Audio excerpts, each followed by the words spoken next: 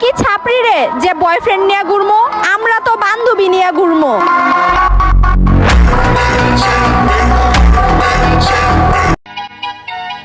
বাবুই পাখির সাজানো বাসা, ময়না পাখির কথাগুলো তোমার মনের কাছে সবকিছু হার মেনে গেল।